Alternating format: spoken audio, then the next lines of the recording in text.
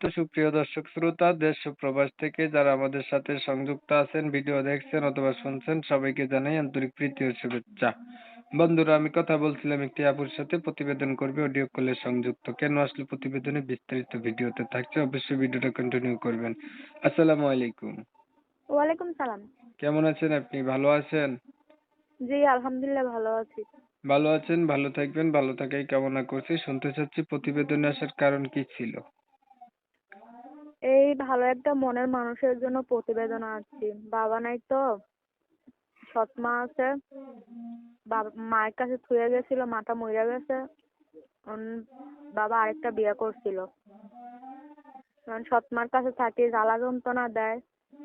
এজন্য একটা প্রতিবেদন চাচ্ছি ভালো একটা মনের মানুষের জন্য। বুড়া হোক জোয়ান হোক তাতে আমার কোনো আপত্তি নেই। পাইলে কি করবেন? পাইলে বিয়ে শাদী বসবো। আগে বিয়ে হয় নাই?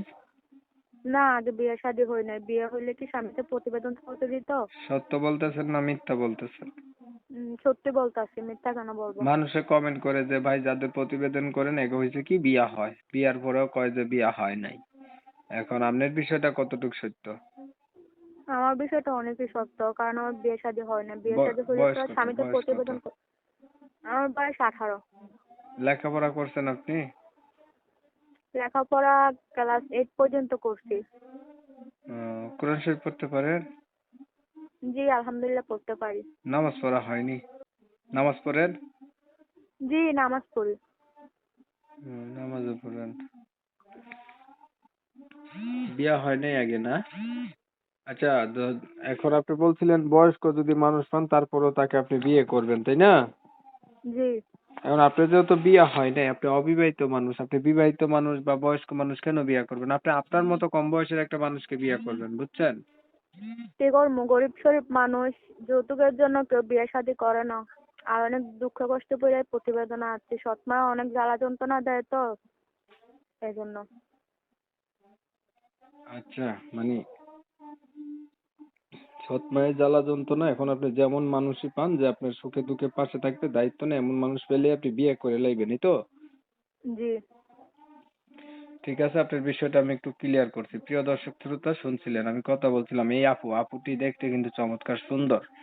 ওনার লেখাপড়াও আছে, ক্লাস 8 পর্যন্ত কোরআন শরীফও পড়তে পারে, নামাজও পড়ে। তো সমস্যা হচ্ছে ওনার বাবা আজকে বেঁচে নাই, মাও নাই, সৎ মায়ের কাছে থাকে, অনেক কষ্টে আছে। চাচ্ছে একটা মানুষ যেমন হোক তেমন হোক ওনার এই দুঃখের ভাগিদার হইলে উনি বিয়া করে লাইবো, সৎ মার জ্বালা যন্ত্রণা ওনার ভালো লাগে না আর কি। তো আমি হচ্ছে কমিউনিটি গাইডলাইনের কারণে এই সুন্দরী আপুটির নাম ঠিকানা নিতে পারি নাই, দুঃখ প্রকাশ করছি। তো উনার উদ্দেশ্য মনের মতো মানুষ, যারা উনার মনের মানুষ হইতে চান বা উনাকে পাইতে চান বা উনার সাথে কথা বলতে চান, তারা হচ্ছে উনার সাথে যোগাযোগ করবেন। উনার নাম্বার আমি ভিডিওর স্ক্রিনে দিছি।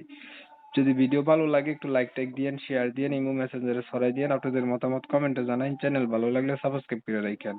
অনেক সময় নিয়ে ভিডিও দেখছেন, ধন্যবাদ সবাইকে। সবাই ভালো থাকবেন, সুস্থ থাকবেন, আল্লাহ হাফেজ।